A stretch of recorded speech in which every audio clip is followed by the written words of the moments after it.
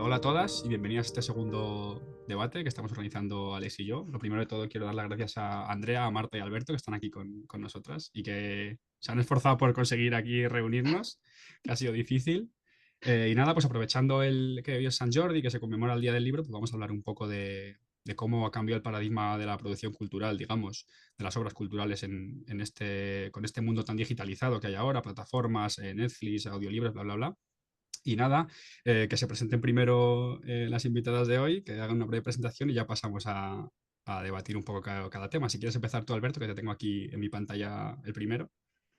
Pues yo soy Alberto Corona, soy periodista cultural especializado en cine y es posible que me hayáis leído en medios como Infolibre, El Diario.es, Cinemanía y también alguna que otra vez escribiendo sobre videojuegos en A Night Games.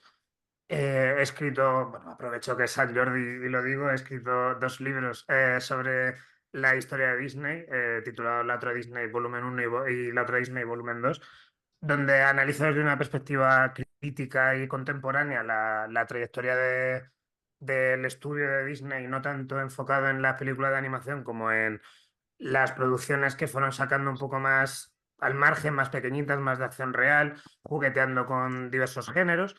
Y bueno, y aparte de estos dos libros, copresentó junto a Marta Trivi aquí presente el podcast de análisis cultural y cinematográfico, sobre todo Choque Juergas. Pues por alusiones, si quieres, Marta. Sí, bueno, hola a todas. Soy Marta Trivi, soy periodista cultural, pero escribo sobre todo de videojuegos. En este momento donde me dejan, porque estoy en paro. Y también colaboro con Chiclan and Friends, que es un canal de Twitch donde hablamos de videojuegos. Tengo una sección los martes por la mañana que se llama Cuéntaselo a Chiclana con Marta Trivi. Y aparte de eso, pues como ha dicho Alberto, tenemos un podcast que se llama Choque Juergas, donde hablamos de cultura en general, pero específicamente de cine sobre todo. Y a veces pues me pongo yo salvaje y hablo de libros. O sea que soy especializada en videojuegos, pero lo que me echen en realidad. Pues por alusiones también de libros, Andrea. Pues yo soy Andrea Marzán, en las redes soy la Libre Andrea. Suena un poco pretencioso decirlo, pero soy filósofa, especializada en ética y política y desde hace unos años ya trabajo en el sector editorial. Y aparte hago creación de contenido literario en redes, dicho rápido y pronto. Sí. Muy bien, pues Alex, dale. Pues, a ver, en general nos gusta empezar por lo macro, ¿no? Para empezar, sobre todo para luego terminar bien, me gusta empezar hablando de las empresas, las grandes compañías. Y en este caso, para este debate queríamos hablar sobre todas estas empresas que han aparecido nuevas o que han absorbido o se han integrado en el mundo de la cultura, ¿no? Si podemos pensar varias como Netflix, ¿no? A lo mejor que antes realmente era como una especie de videoclub que te llevaba las películas a casa, ¿no? Incluso compró, no sé si sabéis que tenía, compró el dominio de dvd.com. O sea, si tú lo pones, lleva Netflix. Luego salió en España está Flexiolé, ¿no? Que, bueno, Enrique Cerezo tiene otros derechos de muchas cosas. Y dijo, lo voy a capitalizar. Luego está Audible, ¿no? De Amazon. Son muchas empresas que se han intentado adaptar al mundo moderno, ¿no? A la digitalización, que al final es capitalizar todo, ¿no? Es capitalizar la cultura a otro nivel, ¿no? Y con esto ha aparecido, pues, el cine algoritmo, textos creados con IA que han participado en concursos. Yo no sé cómo habéis visto este cambio, este cambio de la estructura de la creación de creación cultural desde vuestros sectores, ¿no? Porque, bueno, cada uno, creo que abarcáis bastante cada uno. Si quiere, por empezar por la literatura, Andrea, sobre todo por el tema este de los textos de IA y la presentación en concursos, que a mí me parece una cosa. Yo es que creo que nos estamos acercando a ese mundo, pero de momento los libros que salen, al menos en el grupo editorial en el que yo trabajo, de momento lo siguen haciendo personas y las correcciones y las traducciones lo siguen haciendo personas. No sabemos cuánto tiempo, pero de momento es así. Entonces, hablando de lo que comentabas de plataformas de streaming, yo creo que en la literatura y en el sector editorial es algo importante porque hace accesible y asequible la cultura a mucha gente. Mm. O sea, no sé si desde otras plataformas es distinto, pero en los libros pagar un solo ebook puede salir un precio desorbitado, igual que comprar un DVD o un CD, pero en cambio pagar una plataforma en la cual tú tienes un uso ilimitado favorece que lo pueda consumir más gente al final. Claro, en el caso de la literatura estuvo el boom de los ebooks, ¿no? Que los audiolibros que nos vendieron como que iba a ser un cambio radical, realmente no se ha Ujú. dado. O sea, realmente ese miedo de que iba a desaparecer el papel no se ha dado. No sé cómo ves eso. O sea, parece como que es un freno o realmente que era una realidad que nos vendieron que no era tan real.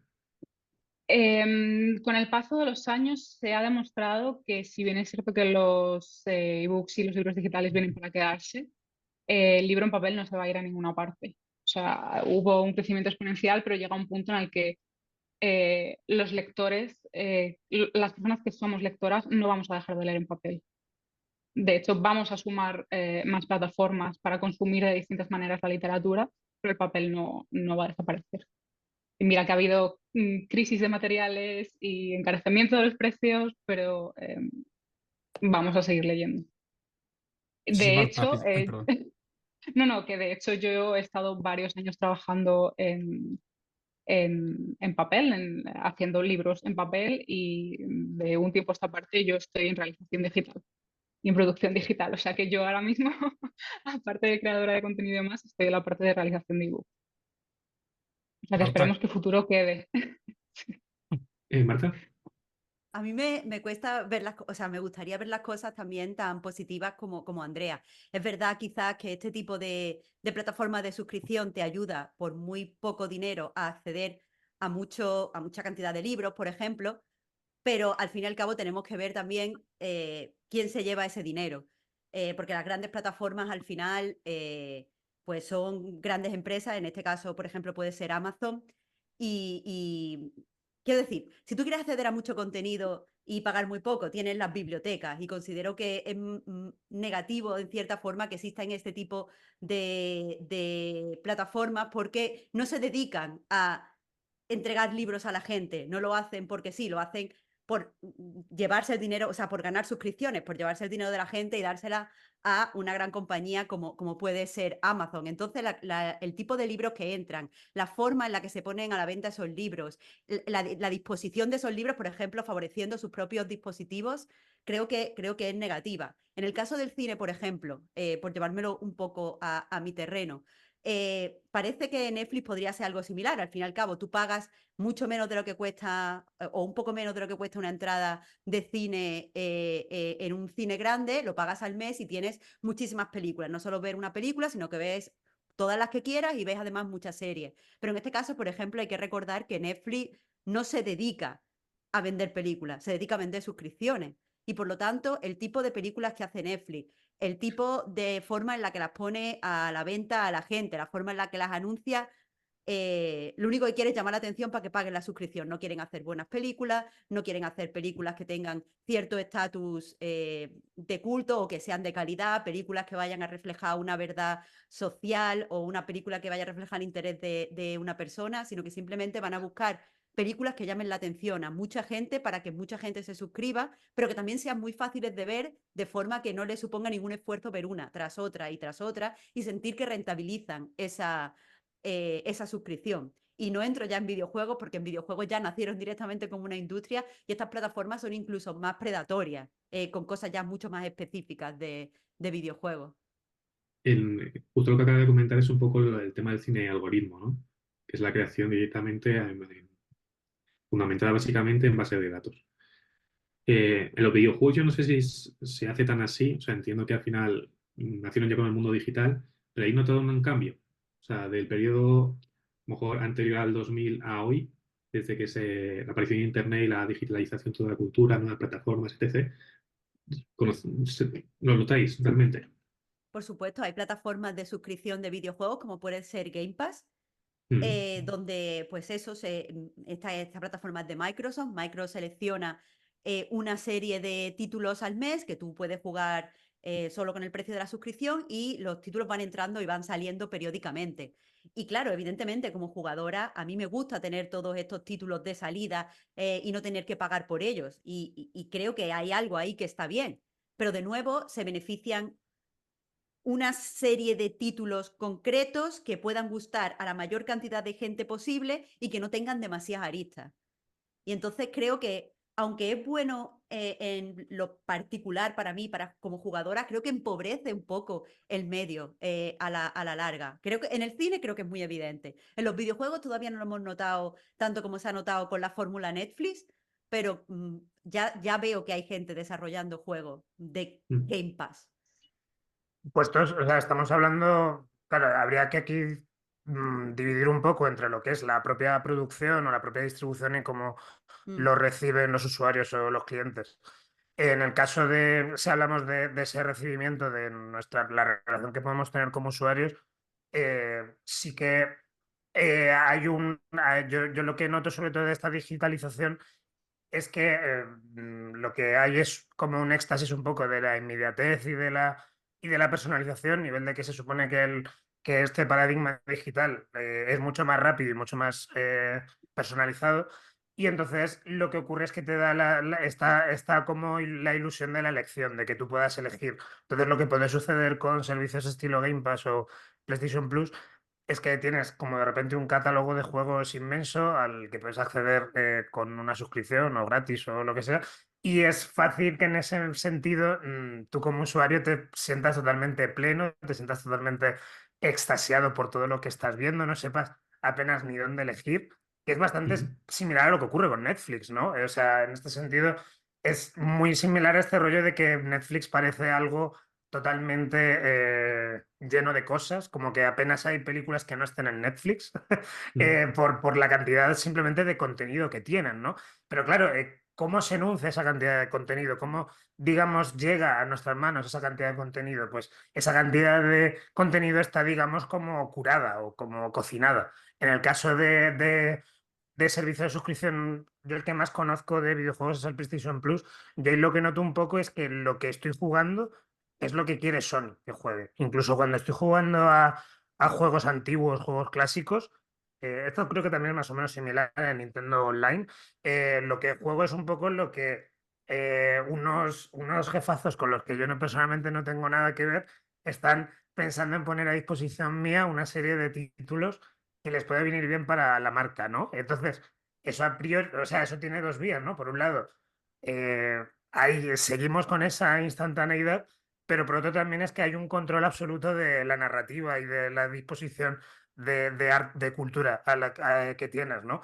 Y esto al final todo pasa por cómo llega esto al usuario y el control de una narrativa o incluso de una memoria. En el caso del videojuego, además, es especialmente triste, ¿no? Porque es un juego que por puras necesidades tecnológicas, la obsolescencia y demás, es muy difícil acceder a juegos antiguos. Y es muy difícil que se cree realmente una memoria histórica de estas cosas. La única memoria que se crea es según lo que quiere la gente de Sony o de Nintendo. Entonces es como yo creo que hay, como que lo que nos ha lanzado este nuevo paradigma digital es una ilusión de la elección mediante arrojarte cosas a la cara todo el rato, que en realidad no es más que eso, es una ilusión codificada, es una ilusión de realmente meternos a todos bajo un rodillo concreto que le pueda interesar a estas grandes empresas. Esta ilusión. Yo Ay, perdón, Andrea, sí, sí.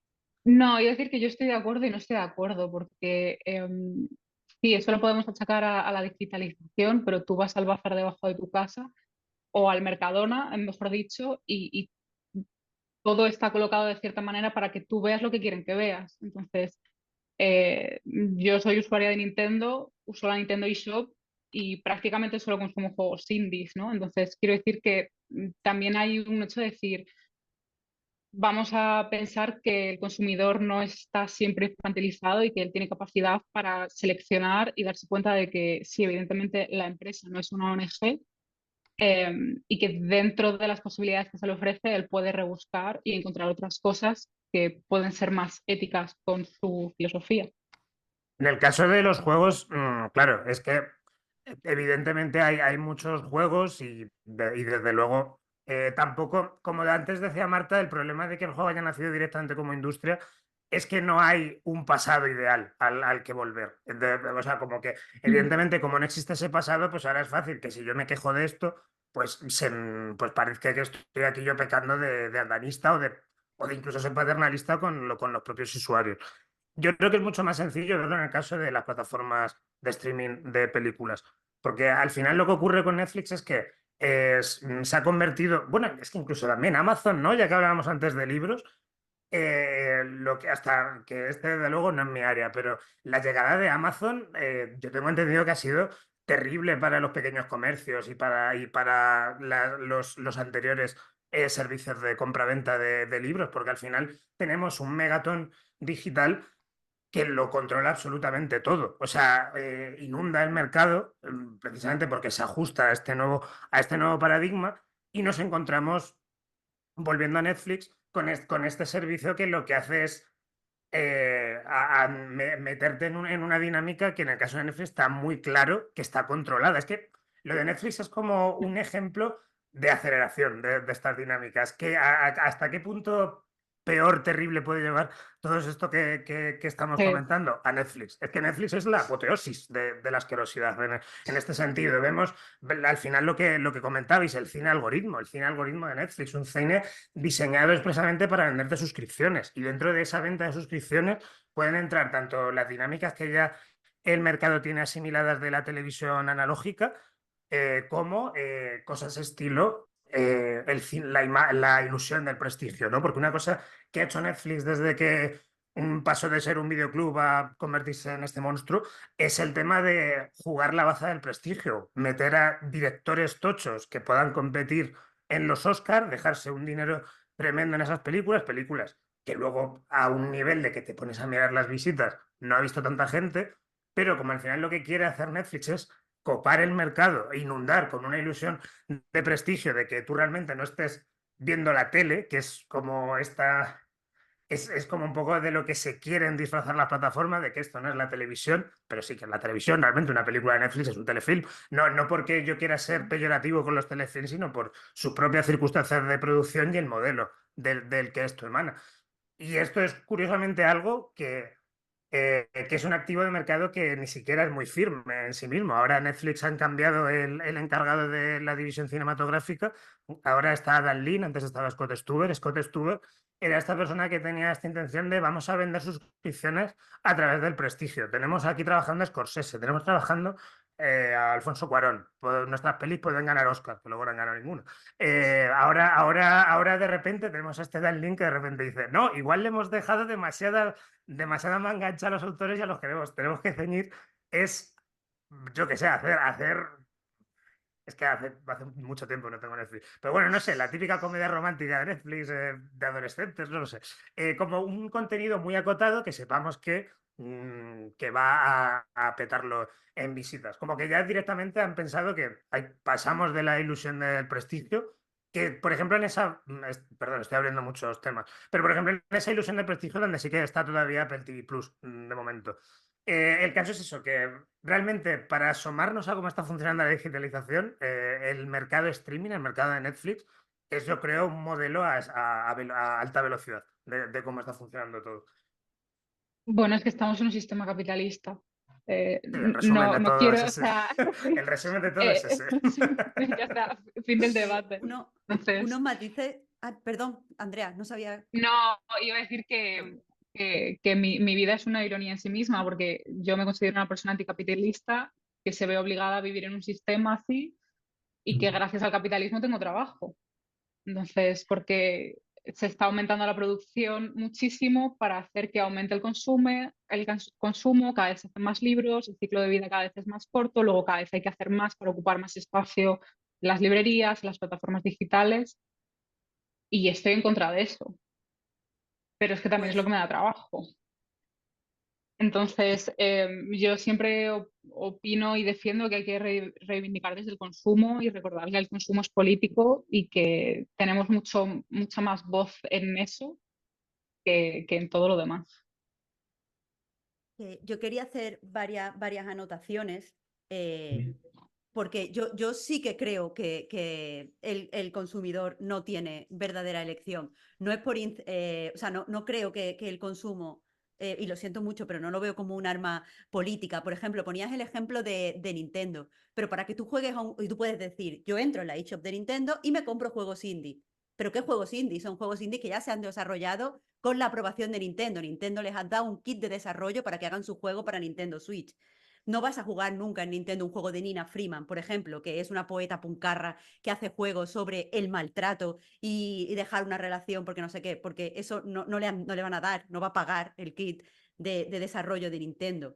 Entonces, Nintendo yo estoy más de acuerdo un poco con Alberto, te da esta ilusión de que puedes elegir entre todos estos juegos diferentes, pero al final son juegos que comulgan siempre con la marca de Nintendo. Nunca vas a encontrar tampoco juegos, por ejemplo, que vayan de sexo. Hay muchos juegos que tratan la intimidad y la sexualidad, pero a Nintendo no le gusta eso como algo que pueda consumirse en su plataforma. Entonces, yo sí que creo que la digitalización, y no tanto la digitalización, sino en concreto que se doblegue la cultura a las plataformas, le dan un excesivo poder a las plataformas y nos quita poder a nosotros, las personas que queremos ser cultas y que queremos acceder a esa cultura. Hablabas, Alberto, de lo de que Netflix durante un tiempo pensó que la clave estaba en el prestigio. Quería atraer a su plataforma, porque ya te digo, no vende películas, en realidad no quiere ganar Oscar, sino que quiere dar la impresión de que puede ganar Oscar para que los cinéfilos compren una suscripción, que al final es lo que está vendiendo, suscripciones. ¿Qué pasa? Pues que ha descubierto que eso es muy caro y muy problemático. Ahora no me gusta ver a los críticos hablando de que Netflix está ayudando a revivir la comedia romántica, porque en realidad Netflix no está ayudando a revivir la comedia romántica. Lo que está haciendo es que ha descubierto que poniendo a ciertos actores en el póster de una película y pues haciendo, o sea, poniendo, anunciando, estos actores están en esta película, hay gente que se suscribe y las películas más baratas muchas veces son películas de terror o comedia romántica. Entonces no está, o sea, reviviendo indica que lo está haciendo a conciencia y que hay un mecanismo intelectual detrás de eso, pero no hay ningún mecanismo intelectual. O sea, las películas de Netflix son anuncios para Netflix, anuncios de sus suscripciones. Y por eso quizás dan tantos bandazos y por eso quizás lo mismo te encuentras que van a hacer la tercera parte de esta peli que no vio tanta gente, pero que a lo mejor sí que dio mucho que hablar en redes, porque al final esto de estar en la conversación es lo que buscan, es lo que les sale rentable. Y sí que estoy muy de acuerdo con Andrea en lo que decía, que esta situación en la que nos encontramos lleva a que cada vez se tenga que hacer más. Y se tiene que hacer cada vez más porque, por desgracia, creo que hay muchos medios que consideramos culturales que cada vez están perdiendo su seco cultural y se están convirtiendo en contenido. O sea, la gente que se dedica a crear contenido en Internet, que trabaja en YouTube, que trabaja en Twitch, pues se queja de que tienen que estar constantemente presente, constantemente subiendo cosas y actualizando cosas, porque si no, te quedas atrás y ya nada. Pues creo que esto está pasando un poco con las editoriales, que esto está pasando un poco con productoras que están ligadas a una plataforma, como puede ser Netflix, Apple TV o Amazon. Tienen que hacer muchas cosas para que parezca que la gente tiene ahí mucho contenido. Pero ese contenido, pero claro, no es lo mismo una película que un contenido.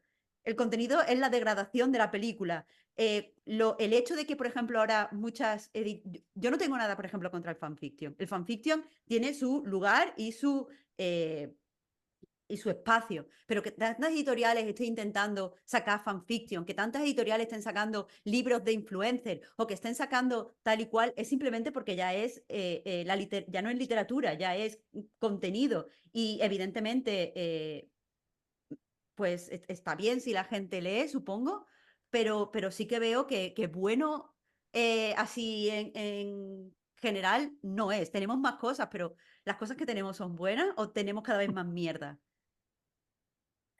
Yo por alusiones, mira, viene hasta la gata. Por alusiones en el sector editorial, quiero recordar que hoy en día, si no hay digitalización, no hay elección para muchísimas personas. Y que la digitalización es lo que está permitiendo que mucha gente con distintas diversidades funcionales puedan acceder a la literatura. Y es vital, esencial y es algo de lo que todas las editoriales se tienen que seguir poniendo al día. Y luego, personalmente yo no creo no quiero creer en la distinción entre alta y baja cultura y entre juzgar a la gente por si lo que ve es mejor o peor. Creo que en el sistema que vivimos todos y en la explotación laboral que vivimos todos, si a alguien le hace feliz y le hace evadirse leerse un libro de un youtuber, aunque a mí me parezca lo que me parezca y no lo voy a leer nunca, tiene su utilidad. Es decir, ¿por qué estamos juzgando que merece más o menos espacio? Porque hay gente que lo demanda o que lo lee No, no, pero tendríamos que yo no lo decir, estoy juzgando.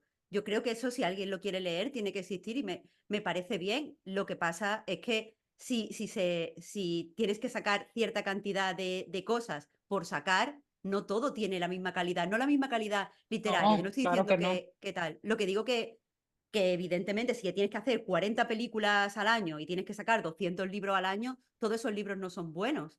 Y lo que hace al final Exacto. es que haya menos dinero. Y tú mismo lo has dicho, los ciclos son más cortos. De repente un libro solo se vende, o sea, yo estuve en conversaciones para publicar un libro. Y lo que me decían es, si no, lo que no se venda era un ensayo, eso no se vende nada. Me decían, lo que no se vende la primera y segunda semana no se va a Está vender, vas a muerto. ganar poquísimo dinero. Ujú. Entonces, a lo mejor se están sacando muchos libros y yo me alegro que si a alguien le interesa después de estar muy cansado de trabajar y quiere leerse 300 libros de youtubers los tenga, pero desde luego estamos cobrando los autores menos, están cobrando probablemente los editores menos, están saturando un mercado que no da demasiado dinero y todo se degrada. Yo no puedo sino verlo como una degradación.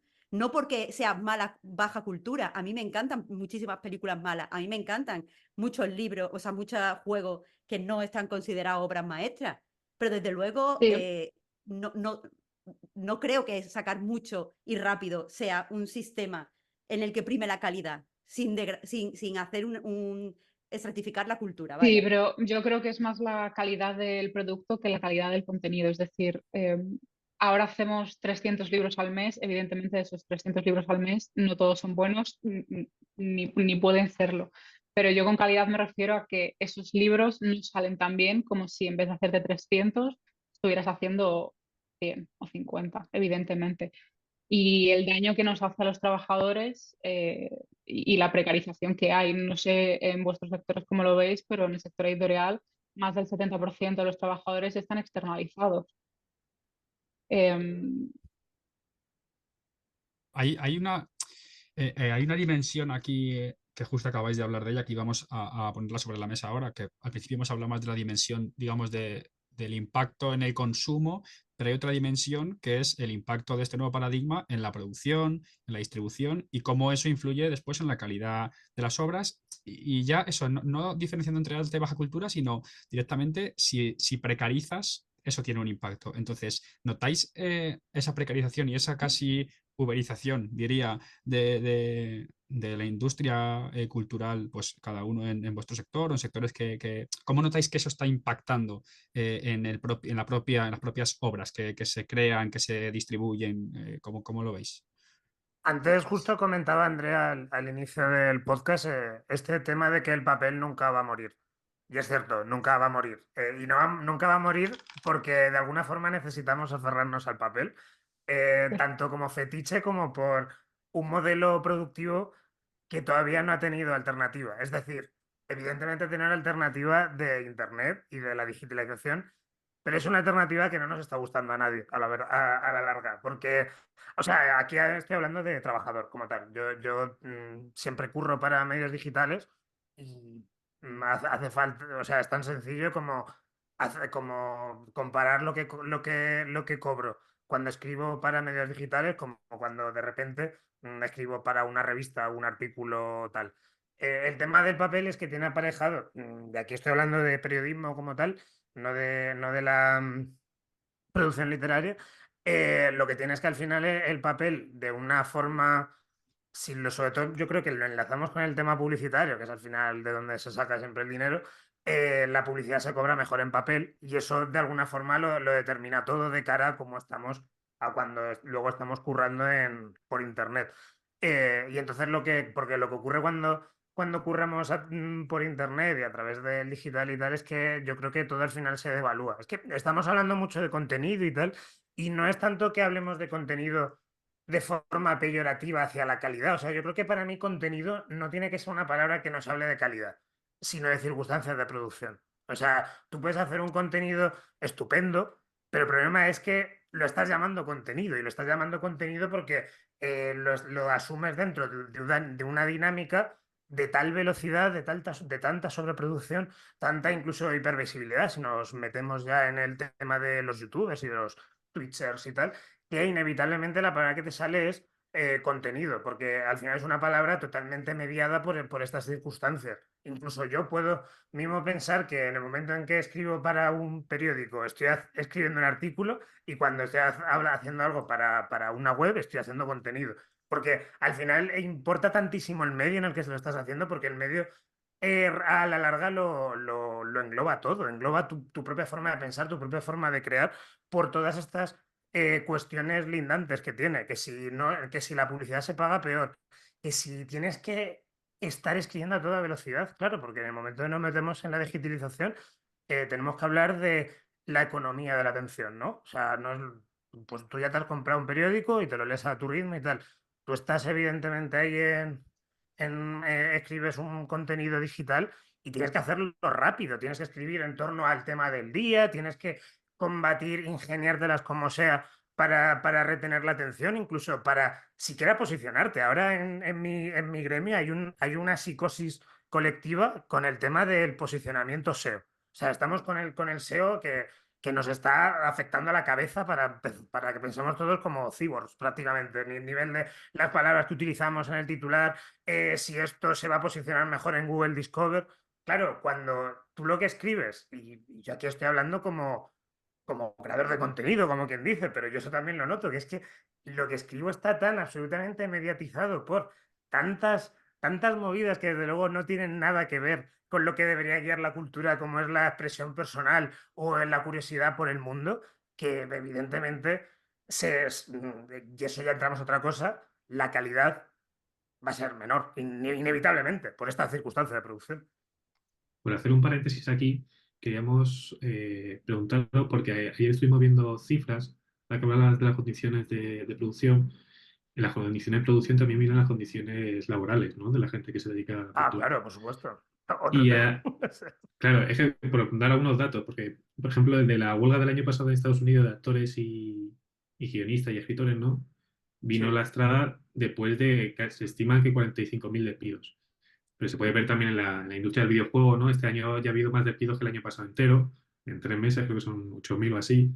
Incluso SM anunció hace menos de un mes que va a despedir casi 200 personas, que creo que luego lo ha reducido. No sé cómo veis esta precarización, sobre todo en la gente que se dedica a la creación cultural, ¿no? Porque no sé Eh, hasta qué punto hay una estabilidad para dedicarse a ello. Brevísimo apunte sobre esto. Añado la huelga de actores y guionistas, entre los varios motivos que la impulsaron, fue precisamente que las plataformas de streaming se habían. O sea, normalmente las huelgas de Hollywood siempre pasan porque ha habido un cambio en las condiciones de producción y distribución. Y Mm. lo que normalmente ha ido ocurriendo es que en el momento en que ocurría un cambio en la distribución, como es el hecho de que existiera el DVD o existiera el VHS o existiera la televisión, de hecho la primera gran huelga de Hollywood vino por la televisión, es que en el momento en que entran otros agentes en el mercado, trampean las circunstancias previas para precarizar el trabajo que está manteniendo esta gente. Entonces, lo que Mm. denunciaban los actores y los guionistas es que su trabajo no se estaba cobrando en función de sus antiguos convenios, por el tema de que Netflix, a la hora de surgir al mercado, se estaba aprovechando de esa inconcreción en los convenios. Que volvemos un poco a lo mismo, ¿no? Esta aceleración de todo y de que al final nos pasa a todos por encima, Mm. tanta inmediatez y tanta digitalización. Bueno, si no tengo mal entendido, en el mundo de los guionistas también había una parte que era el tema de la regulación del uso de la IA en los Otro tema, guiones, claro, también, sí. Mm. ¿no? Para que no lastrase su trabajo. Entiendo que Sí, sí. también es por la velocidad de producción, al final. Claro, en el caso de la IA, además, es que normalmente quien usa, o sea, al final lo que ha pasado con la huelga es que se quería regularizar, no se quería tanto impedir. Simplemente los guionistas temían que, como al final también lo que ha venido con estas nuevas plataformas online es que se pasan un poco por tierra, lo externalizan todo y se pierde un poco esa solidez en la que más o menos nos habíamos asentado. Lo que ocurre es que es fácil que tu trabajo se aleje de ti. Al final, un poco quizá en relación a lo que estaba comentando antes, como que al final tu trabajo está cooptado por instancias industriales en las que te acabas quedando sin control. Lo que ocurría con la IA es que ya estaba viendo que las distribuidoras y las productoras estaban usando la IA para cosas estilo corregir guiones o rematar cositas. O sea, le estaba literalmente quitando el curro a gente que había. Y eso lo estamos ahora viendo también mucho en cosas estilo ilustradores o cartelería incluso. Hace poco, es con una película que se estrena hace poco, Civil War, la gente también se estaba quejando de que habían hecho todos los pósters, estaban hechos con IA. Entonces, claro, es un tema de que ahí tú ves que no es que la IA como tal pueda estar mal o bien, el problema es que estás metiendo una presión más de cara a los trabajadores que había antes dedicándose a estas cosas. Hay un ejemplo muy gracioso, no sé si lo habéis visto esta semana, que es en la compañía, hay una compañía que vende tabletas para el diseño gráfico y los diseños los que ha anunciado las tabletas son hechos por IA, que es un poco absurdo, porque es como ir en tu contra propia. Ya, joder. Y en este sentido, bueno, Andrea nos ha comentado antes brevemente el tema a nivel editorial de los libros, pero quería preguntar también a Marta por el tema de los videojuegos, ¿no? Porque esto parece como un boom que viene de cuando en la época de la pandemia, ¿no? Que se viene arrastrando y ahora parece que ha habido una crisis, o no sé qué ha habido, de todos Bueno. estos temas de... Sí, desde luego es una trampa. Sí que voy a decir brevemente que es verdad que la digitalización ha producido una aceleración que también ha afectado al mundo de los videojuegos, en el sentido de que ahora mismo están saliendo más videojuegos que han salido antes en toda la historia. Y además se distribuyen 100% de forma digital. Ya no tienes que ir a una tienda a comprarlo, tú mismo te conectas a Steam o te conectas a la Play o a donde quieras y compras y te descargas los juegos. Pero a pesar de que están saliendo más juegos que nunca, los estudios aparecen y desaparecen a mayor velocidad que nunca. Doy un dato desde hace un par de años, no tengo el del año pasado, pero bueno, en España el 80% de los estudios que se forman lanzan o intentan lanzar su primer juego y después desaparecen. No pueden mantenerse. Porque al final es eso, tienes que sacar tus juegos mucho más rápido, tienes que dedicarle muy poco tiempo porque al final todo el tiempo que tú estés desarrollando el juego no estás ganando dinero, después lo lanzas y muchas veces no recibes suficiente dinero para poder continuar.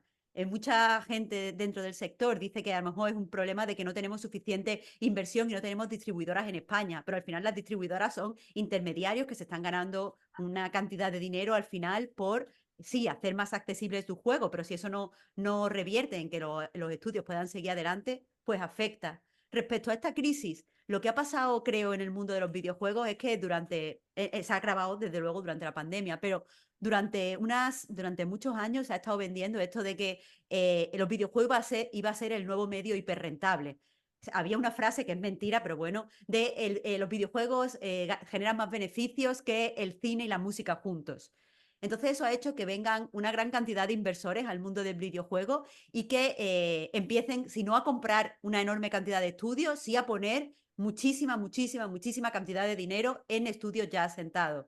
¿Qué pasa? Estos inversores muchas veces no saben cómo es el proceso de hacer videojuegos y no saben cuántos años se tarda en hacer videojuegos y tampoco en realidad tienen mucha idea, no les gustan los videojuegos y no tienen mucha idea de cuál es el retorno que podrían esperar. Entonces, ahora se ha creado una fricción entre estos inversores que han puesto dinero y quieren muchísimo dinero de vuelta y el dinero real que dan los videojuegos y el dinero real que cuesta un videojuego y el tiempo. Entonces, ahora mismo las empresas, muchos estudios, algunos de ellos bastante asentados, están entrando en pánico. Han prometido millonadas a sus inversores y a lo mejor el juego no está ni hecho. Están empezando a despedir para reducir costes porque al final siempre paga estas cosas el trabajador, y esto es una tendencia que va a seguir.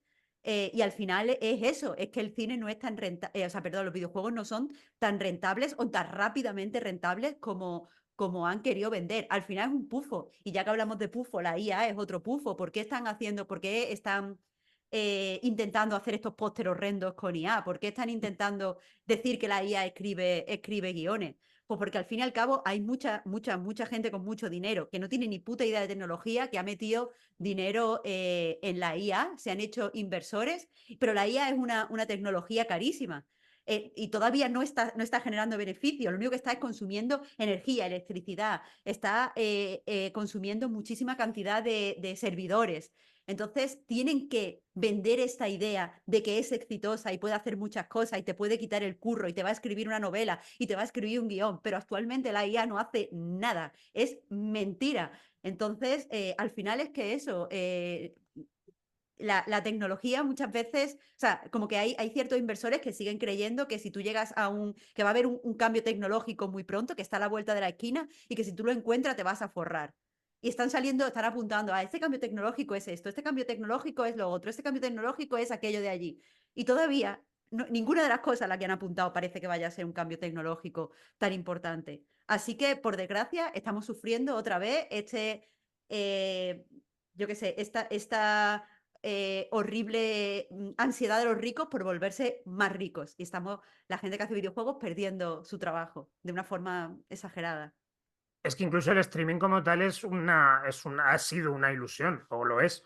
O sea, al final es como yo creo que como que el capitalismo siempre se alimenta a través de proyecciones de algo que va a venir y que va a ser lo puto más, constantemente así, ¿no? Y siempre estamos como, tenemos que estar mirando para adelante a la nueva cosa que nos quieren vender. Lo que ocurrió con el streaming, yo no estoy diciendo que el streaming se vaya a hundir ni mucho menos, pero sí que es cierto que el streaming ahora mismo, lo que está ocurriendo en Hollywood a nivel global, es que hay una sensación constante de estudio a estudio de que le hemos metido demasiada pasta en el streaming y nos la estamos comiendo con patatas, porque claro, al final el tema, lo que ocurre con Netflix, lo que puede ocurrir con Amazon, es que su negocio está evidentemente en vender suscriptores dentro de una multiplicidad de servicios que te pueden hacer. El caso de Amazon empezando con los libros, el caso de Netflix empezando con simplemente ser un videoclub, el caso de Apple, que al final pues Apple te quiere vender Max y te hace series increíbles para venderte Max. Pero claro, lo que ha ocurrido también a nivel de Hollywood es que ya se han lanzado las propias productoras de siempre, las típicas majors, Disney, Warner, Universal, a lanzar sus propias plataformas de streaming y todas se la están pegando. O sea, a nivel de que en Warner la nueva directiva ha llegado un tipo que ha trabajado en televisión toda su vida, que se ha puesto a mirar cifras y ha dicho, pero es que esto no tiene ningún sentido. Es que al final el tema del cine es donde estaba el dinero sólido. O sea, aquí estamos todos jugando con proyecciones, perspectivas de ventas, esto nos va a dar un montón de suscriptores y tal, y eso a lo mejor está bien para negocios que ya estaban previamente asentados. Y tampoco tan bien, que hasta al final a Netflix ahora mismo está bien, el último semestre le ha ido estupendo. Pero Netflix el año pasado fue bastante terrible a ese nivel. Netflix, de hecho, cuidado lo que ha cambiado Netflix, que ahora Netflix tiene publicidad. O sea que tanto rollo de no somos televisión, pero al final tenemos publicidad, como siempre, y ni cuentas compartidas ni nada. O sea, es como que al final el streaming es eso, es que también es lo que ha pasado con la digitalización, es que el funcionamiento típico del capitalismo, de funcionar a través de proyecciones de que te vas a enriquecer muchísimo más, pues se ha acelerado todo. Entonces, pues hemos tenido el streaming, ahora tenemos la IA, el año pasado tuvimos los NFTs, Los lo que sea, NFT. lo que sea. Siempre estamos con una nueva tecnología que luego va a ser un pufo. Vamos a cambiar un poco el tema y nos alejamos un poco de pensar en las empresas, que además les gusta que pensemos en ellas, a ver si nos les damos más el gusto. Vamos a hablar un poco leíamos, preparando el debate, leímos un texto en el blog de Marta, en el que citabas a Fisher y hablabas de un Internet de las personas, me parece que era la expresión que utilizabas, de huir un poco de estos algoritmos. Y a mí me gustaría, cuando lo estaba leyendo, pensaba digamos, cómo ha sido el impacto de la democratización de la opinión que permite la digitalización a nivel crítica cultural. Pienso en hablar de libros desde una cuenta de Instagram propia, como es el caso de Andrea, sin una empresa detrás, tener un podcast como tenéis vosotras dos, igual sin una gran empresa detrás que a lo mejor sí que te pueda presionar o te pueda, digamos, limitar un poco. Entonces, ¿qué papel creéis que jugáis las creadoras de contenido, las críticas culturales, dentro de toda esta nueva dinámica digital que hay en el sector cultural? Andrea, si quieres empezar tú. Es un tema muy, muy amplio. Yo también tengo un podcast, por cierto, momento publicitario. Cierto. Em, Yo creo que también ha habido mucha gente o sea, creo que es una manera de decir tu opinión directa y honesta, pero la persona que va a decir su opinión honesta lo va a hacer estando presionado o no estándolo. Entonces, hay también muchos intereses más menos ocultos, más menos evidentes en el mundo del Bookstagram, por ejemplo, que al final hoy en día no deja de ser, según para quién, una plataforma de marketing más y regida por estructuras promocionales iguales a lo que antes se hacía en una revista cultural, ¿no? Entonces, yo creo que siempre hay que saber de quién fiarse y tener conocimiento de los procesos que hay detrás de las obras que consumas, de cara a Vale. saber valorarlas mejor también. Marta o Alberto, si queréis añadir algo. A ver, nosotros, bueno, yo he trabajado para medios y he trabajado y después tengo mi podcast, o sea, mi blog, Cultura Caníbal, que es totalmente, intento que sea libre. Y he creado también contenido para redes y la verdad es que todas las cosas me han parecido muy diferentes. A mí lo que me pasa, por ejemplo, con Choquejuergas. Choquejuergas es un podcast que hacemos Alberto y yo y lo tenemos que poner a disposición a través de una serie de plataformas. Y me crea cierta disonancia el hecho de que Alberto y yo hacemos el mejor trabajo que podemos hacer por el que no cobramos, pero de esas plataformas están metiendo publicidad. Entonces, sí, yo puedo dar mi opinión honesta de las cosas, pero no se me quita de la cabeza que yo estoy creando contenido para que yo qué sé, Spotify siga adelante y Spotify pueda vender suscripciones. Y de verdad eso me crea malestar. De hecho, hace unos meses me fui de todas las redes sociales, ahora estoy en Mastodon, pero me fui de todas las redes sociales porque no dejaba de pensar que cuando yo me esfuerzo por escribir un texto y yo comparto ese texto en Twitter y la gente a lo mejor debajo de mi tweet habla sobre él, lo único que estoy haciendo es que esta empresa, Twitter, pueda coger los datos de estas personas y vendérsela a otra empresa para que les pongan publicidad. Por lo tanto, soy una trabajadora de Twitter y no quiero ser una trabajadora de Twitter. Entonces, para mí la cuestión no está en si tú dices libremente o no lo que piensas, porque yo creo que la mayoría de periodistas culturales decimos con relativa libertad lo que pensamos. En videojuegos sí que es verdad que como digas alguna cosa más alta que otra, a lo mejor no te dan código porque hay muy pocos códigos en España y no puedes hacer reseñas, pero creo que eso ya se está considerando cada vez más una mala práctica y que ya la mayoría de distribuidoras no hacen eso.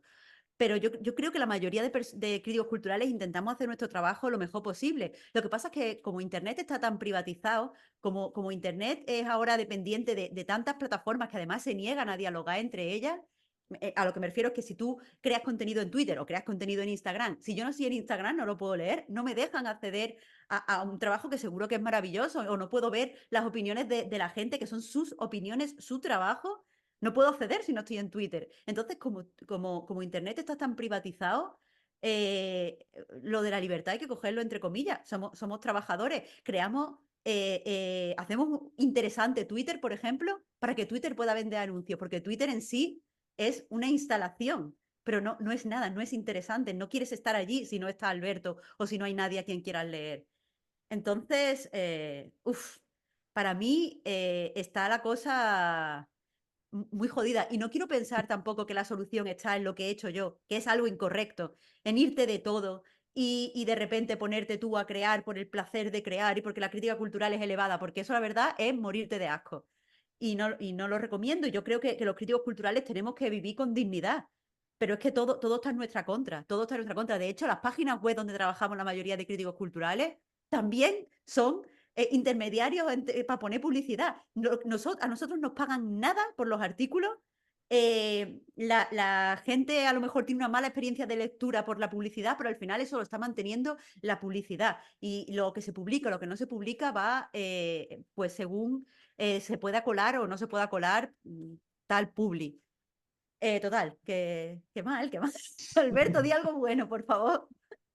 Bueno, no sé, yo aquí pecando un poco de nostálgico rancio, yo creo que ¿O sí no? que, yo De, creo que de sí rancio que, no, de nostálgico un yo poco. creo, toda la nostalgia para mí es rancia de por sí. O sea, va implícito. El caso es que yo creo que Twitter hubo un momento que moló. o sea, como que creo que molaba a nivel de como concepto, ¿no? De nivel de, joder, pues nos ponemos gente desconocida aquí, nos ponemos a opinar con mayor o menor ingenio y compartimos un espacio y demás. Y bueno, yo, sin ir más lejos, yo en Twitter ha sido siempre mi red social favorita, tanto por este funcionamiento que estoy comentando, como también por el hecho de que he conocido a mucha gente a través de ahí, gente a la que seguir, gente incluso con la que contraer amistad, pero es cierto que lo que ha ocurrido al final con Twitter, un poco como lo pasa por todo, quiero decir, al final el hecho de que haya venido Elon Musk a fastidiarlo, no deja de ser un poco consustancial al funcionamiento que siempre había de fondo ahí, a un nivel de que en el momento en que todas estas opiniones, como muy bien decía Marta, pues estaban subordinados a un funcionamiento más o menos etéreo que simplemente en un primer momento pues no lo veíamos del todo claro y ha tenido que venir Elon Musk para que todos nos hayamos caído del guindo y haber, de hecho, visto realmente Twitter como siempre había sido, ¿no?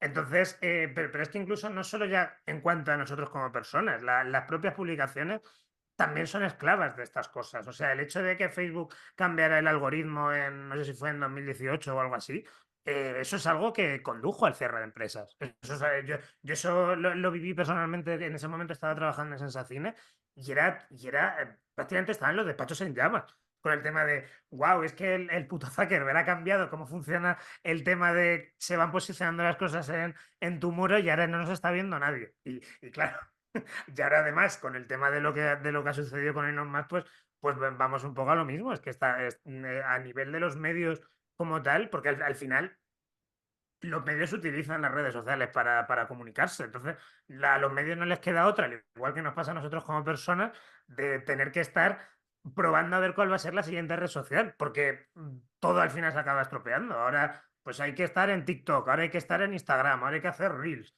Y es como un ciclo de nunca acabar que solo sufrimos tanto las personas que simplemente queremos estar ahí socializando, como los medios que simplemente se quieren comunicar con las personas como con una confluencia que serían los famosos creadores de contenido, ¿no? Los youtubers que tienen que estar totalmente esclavizados que esto es justo además lo que contaba en Roque en el anterior podcast, ¿no? O sea, en el anterior debate, que es ya una tensión de realmente... Porque claro, al final lo que ocurre, lo que había en el fondo de esto, es que cuando estábamos opinando, simplemente estábamos vendiéndonos de algún modo en la red social de turno. Y simplemente, pues el funcionamiento acelerado de todo, la evolución nos ha llevado a que todos nos demos cuenta colectivamente. Claro, es que en esto es importante pensar también que los medios, decía Alberto, muchos medios cerraban cuando cambiaba el algoritmo. Claro, porque excepto medios como puede ser Contexto, que trabajan gracias a suscripciones y tal, pero la mayoría de medios trabajan para Google. O sea, Claro. son medios o sea, podemos pensar, no, los medios de comunicación ponen en contacto a periodistas o a escritores con una audiencia que quiere leerlo. Pero eso en el mundo de Internet, en el mundo este digital, es utópico, es mentira. Al final, estos medios trabajan para las empresas que les van a poner publicidad y ellos son tanto sus clientes como sus interesados. Es decir, les venden por un lado esta información sobre quién ha puesto o sea, cuánto se ha visto tu publi, qué reacciones ha tenido, cuánto no sé qué, y a cambio reciben más dinero para publicidad. Y es que en ese contexto, al final, por ejemplo, ¿por qué se ha acelerado el periodismo? O sea, ¿por qué se ha acelerado el hecho de que tenemos que escribir 200 críticas al mes y tenemos que hacer 3 artículos de opinión y tenemos que hacer tal? ¿Por qué tenemos que escribir tanto cuando nunca los periodistas han escrito tanto? Pues porque ahora la web tiene que estar constantemente actualizada, pero no actualizada con noticias, actualizada con lo que sea para que la gente entre de nuevo y les pueda superponer otra publicidad. Y de nuevo, como ahora se crea tantos artículos, tantas cosas de opinión, tantas tal, pues la mayoría no son buenas. La mayoría de las cosas que leemos en Internet es basura que además está optimizada para que lo lea un algoritmo. Porque, joder, ¿cómo está afectando esto al periodismo? Pues está afectando al nivel de que ahora no tenemos titulares normales, sino que ahora tenemos. Es una serie muy divertida que se te pasó por alto el año pasado. ¿Eso qué es? Eso es basura para que lo lea el Google y te lo ponga en destacados. Y parecen acertijos. Este juego de 2018 fue uno de los más esperados. ¿Eso qué es? Y tenemos que pasar por el aro porque al final estamos todos viviendo de eso porque Internet es privado. O sea, hay empresas, 4, 5 o 6, que han creado enormes plataformas que controlan todo Internet. Entonces, como es privado, estamos todos trabajando para ellas en vez de estar en un sitio que, como tú decías, Alberto, nos permita comunicarnos entre nosotros, nos permita lanzar todas estas ideas, o como Alex, tú creo que eras tú el que señalabas, nos permitiera pues que todo el mundo diera su opinión sincera. Sería muy bonito un Internet donde todos compartiéramos nuestras opiniones y donde todo el mundo pudiera, o sea, pudiéramos sacar en claro ideas en base a la comunidad. Pero no está pasando porque Internet es privado ahora mismo. No sé Voy cómo a lo echarme ves de lado, tú, que tengo Andrea. aquí Internet for the People, lo tengo aquí el libro. Ahí, me echo de lado y hago public, que no lo he escrito yo, pero es que es muy bueno. Yo recuperando un poco lo que decíais anteriormente sobre las redes sociales, por dar el punto positivo, a mí me Por parece muy... favor. Sí, sí, sí, por favor, por favor. Tener que estar siendo yo positiva me cuesta, pero lo saco. A mí me parece muy subversivo coger una red social y utilizar su estructura para dar un mensaje disonante fuera del discurso mainstream y el discurso colectivo. O sea, y podrá ser algo muy naif, pero yo llevo muchos años haciendo divulgación de ciertas ideas en la literatura, como es el aumento en el ciclo de la vida del libro, o reivindicar el espacio de las autoras en una estructura que es patriarcal hasta lo literario. O sea, y estoy utilizando una estructura que por sí puede ser defectuosa, pero la gente que me interesa que conozca esa información la consume. Mm. Entonces, es la vía para conectar con personas que lo mismo no se van a poner a leerse un manual de filosofía o de teoría crítica de no sé qué, pero sí van a abrir el Instagram y van a decir, hostias, no me había dado cuenta de esto y es una realidad que yo vivo y que yo experimento. Justo con eso queríamos meter un tema que era sobre el público, ¿no? La relación que tenéis con el público. Eh, por quitarnos primero lo negativo, queríamos hablar de lo que comúnmente llamamos batalla cultural, que estuvimos hablando estos días y que realmente no queremos llamar batalla cultural porque es un poco comprar un marco. Realmente es como una actividad reaccionaria, ¿no? de un sector. No sé cómo vivís con estos temas, ¿no? De que de repente, por ejemplo, creo que fue el año pasado, ¿no? Lo del elfo negro en la serie del Señor de los Anillos, que parece que era el fin del mundo. Todo estos movimientos anti-woke, que tampoco entiendo muy bien la utilización del woke. Y si veis alguna alternativa, si veis que hay alguna forma de democratizar esto, de volver a no sé si un estado previo, como decía Alberto, de Twitter, más alegre, o que por lo menos la gente debata de una forma más cordial o con un poco más de lógica. No sé cómo lo veis, no sé cómo lo vivís Estás tampoco pidiendo por parte del público. cordial y lógica, has dicho. Bueno, Me gustan las utopías. sí, yo creo que falta mucha conciencia de clase, falta mucha empatía. O sea, es que lo que ves en las redes sociales es lo que te encuentras luego por la calle, ¿no? Lo que pasa es que está todo mucho más juntito y lo tienes en el bolsillo para mirarlo cuando quieras. Entonces, yo creo que es algo súper importante que todos tengamos una plataforma para alzar nuestra voz y reivindicar lo que consideremos justo, eh, pero también es en cierto modo doloroso cuando las personas que critican ciertas cosas en realidad no saben de lo que están hablando o están difundiendo cosas que realmente no son ciertas. Entonces, es un poco complejo, creo yo. Yo que Yo, creo, bueno, tira, Marta. va, tiro después tú. Sí. Bueno, creo que es importante, en cierto sentido, tener en mente quién está diciendo las cosas y por qué. Y lo que quiero decir, la derecha se ha dado cuenta en los últimos años, creo que además fue a raíz de los videojuegos y del Gamergate, de que puede usar el discurso cultural para radicalizar a muchísima gente y sobre todo para propagar mensajes que normalmente no entran dentro de la ventana de Overton. Es decir, mensajes que normalmente es reprobable discutirlo socialmente. Para quien no tenga este contexto, el Gamergate fue pues una campaña de acoso a periodistas de videojuegos, a mujeres periodistas de videojuegos y creadoras que fue coordinada por gente de la derecha, no gente que le gusten los videojuegos, sino pensadores de ultraderecha. Iniciaron esta campaña en sitios como 4chan para que se acosara a estas mujeres. Lo que querían es simplemente radicalizar a esta audiencia de jugadores, hombres, que tenían una serie de pues, circunstancias vitales que les hacía propensa a esta radicalización. El Gamergate salió estupendamente. El Gamergate fue un éxito y durante mucho tiempo incluso gente que consideramos de izquierdas escribía a favor de este movimiento porque se disfrazó de ética, busquemos la ética dentro del periodismo. Es complejo de explicar. Pero básicamente eso, creo que esto fue un punto de inflexión que le hizo a ciertos pensadores de derecha y ultraderecha darse cuenta de que el discurso cultural podía usarse para radicalizar y podía usarse para captar gente para las cosas que quieren. Entonces, desde ese momento, muchos pensadores y sobre todo opinadores de la derecha, se ve mucho en Estados Unidos, que no les interesa el cine, que no les interesa la literatura, que no les interesan las series. De repente te sacan sus vídeos sobre esta serie, esta cosa, este no sé qué, y utilizan este tipo de discurso de los woke y tenemos que defender las cosas para en realidad simplemente no discutir sobre no analizar la obra, sino para pues transmitir estos mensajes. Por ejemplo, cuando se estrenó Barbie, muchísimos pensadores de ultraderecha, Ben Shapiro, por ejemplo, en Estados Unidos, pues sacaron su vídeo, Barbie es antihombre, tenemos que ponernos contra Barbie, porque lo que hicieron dialécticamente es hacer que Barbie y el machismo fueran lo mismo. O sea, Barbie era ya no era una película, era el feminismo. Y por lo tanto, hablar en contra de Barbie era hablar en contra del feminismo y por lo tanto, pues ser machista.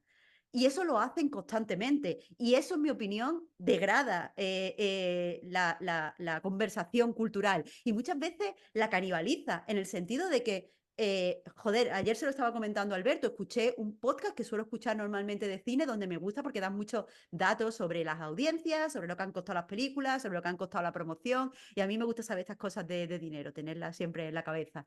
Y lo que pasaba es que estaban los dos críticos enfadados por lo que alguien había dicho en Twitter sobre Civil War. Y no estaban hablando de Civil War, la película de Alex Garland. Estaban hablando de la opinión de un matao de ultraderecha que había dicho en Twitter que el presidente es Joe Biden. Y estaban, ¿pero cómo va a ser Joe Biden? Sí, no sé qué. El presidente no es nadie, el presidente es un personaje. Habla de la película. Y creo que es muy fácil entrar en estos ciclos de repente, joder, seguirle... o sea, entender, hacer las mismas, lo que decía de hacer que Barbie ya no sea una película, sino sea el feminismo, pues mucha gente cuando contesta a eso, de repente no está tampoco hablando sobre Barbie, está hablando sobre feminismo. Y está bien hablar sobre feminismo, pero quizás no tenemos que usar este marco que nos han puesto en el que Barbie es la única forma de feminismo y tú tienes que gustarte Barbie 100% porque si no es que no eres feminista. Y entramos con mucha facilidad a esas cosas. No creo que sea productivo. Pero claro, evidentemente, ¿qué vas a hacer? No contestas a estas ideas tan peligrosas que están moviendo la ventana de Overton hacia la derecha y que está haciendo que ya se pueda decir cosas monstruosas sobre el holocausto, que se puedan decir cosas monstruosas sobre las mujeres trans en redes. ¿Qué hacemos? ¿No contestamos? Hay que decir algo, pero deberíamos ser más inteligentes, creo, no, yo también, o sea, no vosotros, sino todos, yo incluida como periodista cultural, en saber qué es en realidad lo que estamos debatiendo cuando debatimos este tipo de cosas, porque creo que es muy fácil dejarse llevar por los puñitos apretados. Sí, yo en mi caso personal, claro, como superviviente de Twitter, sí que lo he estado viendo de esta forma, como que yo creo que todo forma parte de un mismo fenómeno, todas estas palabras que están sobrevolando en nuestra conversación en torno a personalización, aceleración y demás. Yo creo que al final lo que ha ocurrido también es que la digitalización ha terminado siendo muy socorrida para expandir las ideas conservadoras porque al final un poco realmente el discurso conservador, y no quiero aquí yo pecar de paternalista ni mucho menos, pero como me da la sensación que normalmente el ideario conservador se fundamenta mucho en lo inmediato y en lo inmediatamente emocional. En lo emocional, Entonces, claro. entonces yo creo que en ese sentido han tenido el camino abonado, sobre todo quizá en torno a partir de 2016 o una cosa así, ¿no? Con todo lo que ha ocurrido en Estados Unidos y además como que es también ahí yo donde también tengo que entonar el mea culpa con respecto a cómo en base a utilizar la ironía para todo, están también consiguiendo que su ideario se meta en cualquier conversación, ¿no? Yo qué sé, yo por ejemplo, a nivel personal estoy en contra del concepto de cancelación, pero lo utilizo de forma sarcástica, en plan de, me van a cancelar con esto, ¿no?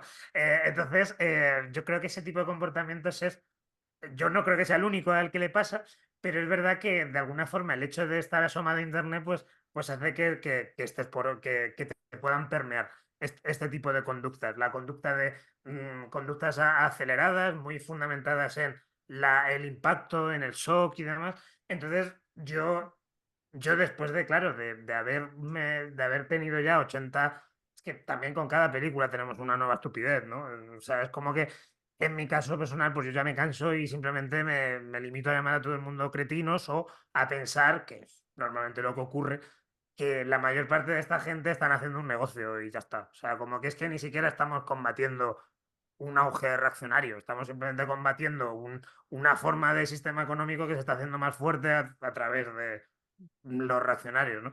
Entonces, como yo casi que ni siquiera veo que sea una batalla ideológica, una batalla cultural, como también han conseguido que digamos, lo que sí que veo a lo mejor más doloroso es que precisamente esa permeación es tan intuitiva y tan sencilla que es verdad que sí que yo veo que salta a las calles, que al final en internet lo ves un poco más exagerado, pero sí que, eh, vamos, esto no ni siquiera es internet, es que al final el propio aparato mediático, según cómo está estructurado, es que te están metiendo estas tonterías por todas partes y estas desinformaciones y tal.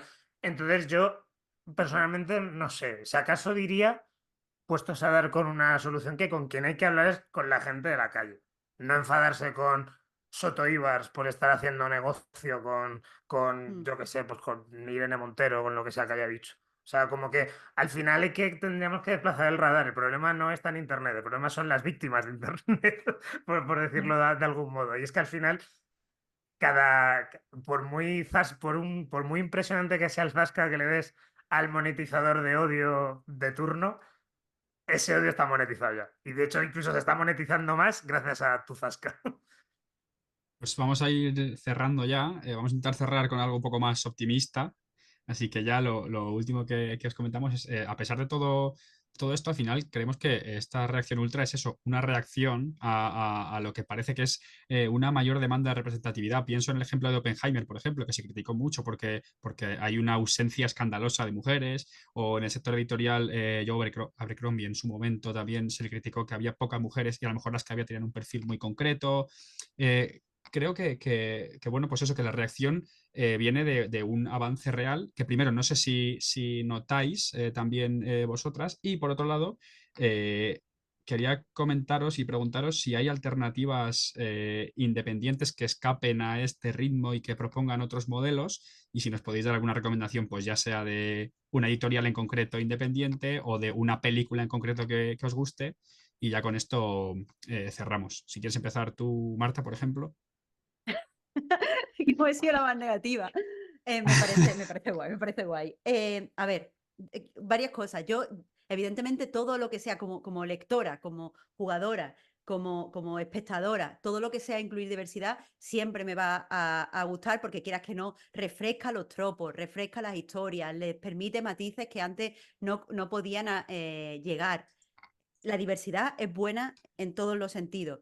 Pero sí que me gustaría hablar de un concepto que creo que muchas veces no utilizamos cuando hablamos de diversidad, que es la diversidad predatoria, que es cómo las grandes empresas como Netflix utilizan la diversidad y la inclusión de diversidad para, pues, o sea, de una forma que perjudica a la propia gente diversa.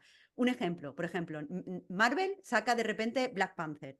Y Black Panther tiene buena representación de gente negra, y mucha gente en Estados Unidos va a verla, mucha gente no blanca va a verla y dice, por fin, pues una película y tal. Y está bien que exista Black Panther, pero al final Disney, que es Marvel, va a dar dinero a los políticos de la derecha de Estados Unidos, y va a dar dinero a políticos que hacen políticas reales contra las minorías, contra la gente racializada, contra la gente negra y contra las mujeres. Entonces, ¿hasta qué punto nos beneficia que exista Black Panther? ¿Hasta qué punto no está funcionando Disney como pues una cuerda o yo qué sé, una chorraera que lleva el dinero desde la gente infrarrepresentada hasta la gente más rica? Está funcionando así y tenemos que ser conscientes cuando hablemos de ese tipo de diversidad. En videojuegos se ve también. Hace unas semanas salió a la luz que los desarrolladores del último Life is Strange True Colors, que es un juego muy diverso cuya protagonista es racializada y aparte puede tener relaciones en el juego con un chico o con una chica, tiene muchas buenas ideas, habla de comunidad, todo parece estupendo en ese juego. Pero los creadores no solo trataban mal a las mujeres que desarrollaban ese juego, sino que metieron simbología nazi y bromas nazis en el juego. Entonces, ¿qué pasa? Pues que yo, ese juego que me había gustado jugarlo como mujer, de repente me he dado cuenta de que sí, ha sido una diversidad predatoria y me perjudica a la larga porque apoyan cosas que en la vida real y no en el juego me hacen daño. Así que está guay lo de diversidad, pero creo que siempre hay que hablar con matices. Pero bueno, como también hay cosas buenas en el mundo, quiero pensar sobre algún tipo de recomendación para poder escapar de todas estas prácticas y que donde se hagan las cosas de forma más lenta. Recomiendo que a la gente que le guste jugar, que en vez de utilizar Steam o en vez de utilizar pues la Nintendo eShop o que en vez de utilizar la Play Store o lo que sea, o la de Xbox, les recomiendo que utilice itch.io. Es una página web donde hay muchísimos juegos gratuitos, donde también hay juegos de pago, pero sobre todo vamos a encontrar juegos que se escapan a este frenetismo de la industria. Hay, ya os digo, juegos que son como fanzines y que de repente pues estás interactuando con un fanzine digital y puedes leer poemas. O hay juegos que van de explorar, yo que sé, hay un juego, por ejemplo, que sé que a mucha gente le hace gracia como para empezar, que es de cómo te planteas la conversación con tus padres para decirle que vas a salir del armario. Y están estas pequeñas curiosidades, cosas que no podrían venderse, que a lo mejor duran 10 minutos, pero de vez en cuando está bien mirar ahí. Eso evidentemente no tienen peso cultural, por desgracia, en los videojuegos en este momento, pero de luego está bien ahí asomarse para imaginar qué podría llegar a ser. Así que eso, itch.io en la web. Alberto, si quieres, y acabamos con Andrea. Vale, yo en verdad tengo una opinión similar a la de Marta con respecto a la diversidad, a un nivel de que creo que es muy sencillo que la diversidad se convierta en un bien de mercado, ¿no? Y al final, yo creo que es fácil, aunque me gustaría poner un poco esto que diga en cuarentena, en tanto a persona blanca cis, que yo supongo que desde mi punto de vista es más fácil criticarlo así, pero es verdad que en tanto a cómo funciona el capitalismo neoliberal y el tipo de energías que lleva, el tipo de afectos que quiere destacar, es fácil ver cómo el empeño nuevo por incluir diversidad en las ficciones populares no deja de emanar de acotar un mercado nuevo concreto, ¿no? En el sentido de que los mandamases pues ven que puede haber pasta en hacer una peli de Black Panther y la hacen. Eso no quiere decir, por otra parte, que haya que despreciar de alguna forma la emotividad que esto pueda generar. Exacto. A un nivel de que por mucho que Disney haya luego financiado a políticos conservadores, la película al final, en el momento en que una película existe, ya hemos visto una película, hemos tenido una experiencia de esa película, ya la película es nuestra hasta cierto punto y eso nos ha despertado una emoción. Entonces, al final el tema de lo que ocurre con la representación, con ver referentes y demás, es que eso puede movilizar, desde luego, puede generar una alegría que te haga pensar que no estás solo en el mundo, que Claro, te sentimiento de fuerce comunidad. el sentimiento de comunidad y esas cosas, desde luego, no hay que despreciarlas. Así como, por ejemplo, no hay que despreciar una película estilo Barbie, por ejemplo, que es una película que a priori podría simbolizar a la perfección todo esto que estoy comentando, como de la diversidad como nuevo fetiche del capital, pero es cierto que por mucho que ese fetiche exista, por mucho que sea una película de Mattel, es una película que puede motivar debates, puede motivar acercamientos de gente que a priori no esté tan al loro de estas movidas, pues de repente enfrentar unos nuevos razonamientos. Y en ese sentido, el hecho de que una película como esta, que tiene unos discursos tan marcados, pues haya sido la película más taquillera del año pasado, a mí me parece positivo. Me prefiero pensar en esa positividad antes que en el hecho de que ese dinero haya ido a Mattel o a Warner, desde luego. O sea, que tampoco hay que despreciar, yo creo, el potencial de la ficción para generar sentimientos comunitarios. Y en cuanto a, bueno, y sí, en cuanto a recomendación, yo sí que diría que como, claro, como parece que de algún modo esta conversación, nuestra conversación siempre ha tirado a, o por lo menos han tirado mis intervenciones a, me gustaba más el modelo de distribución de cine de antes, como si fuera mucho mejor que Warner directamente se vea el dinero antes que a Netflix, que también se puede ver así.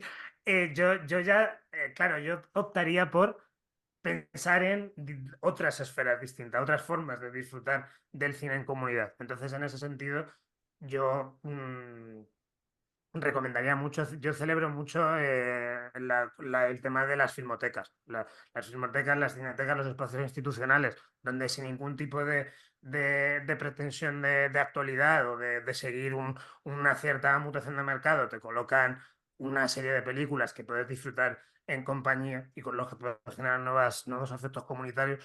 Pues eso yo creo que ahí eso es muy reivindicable y de hecho creo que es donde hay que estar. Vaya, o sea, una cosa como ahora la Filmoteca de Madrid, sin ir más lejos, que lleva como 2 semanas con un ciclo dedicado a Vincente Minelli, precioso, con unas copias estupendas, sin ningún tipo de pretensión de apuntarse a ninguna moda o a el siguiente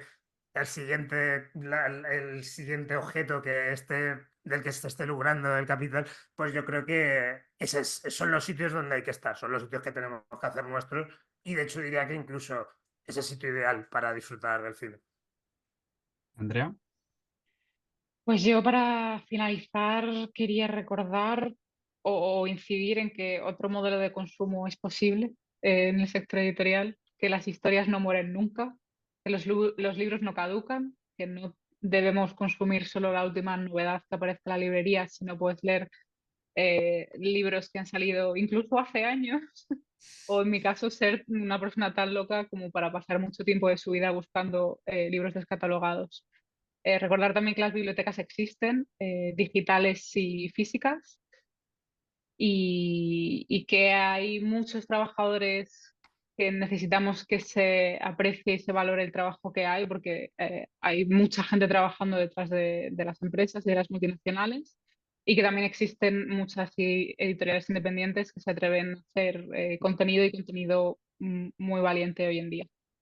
Y siendo recomendaciones, ahora que es San Jordi, por si alguien nos está escuchando y se quiere ir a comprar lo que sea, yo recomendaría Crononauta y Duerme Vela, que son dos editoriales muy pequeñitas que hacen contenido diverso y desde lo inclusivo, y que yo como lectora consumo mucho. Y yo.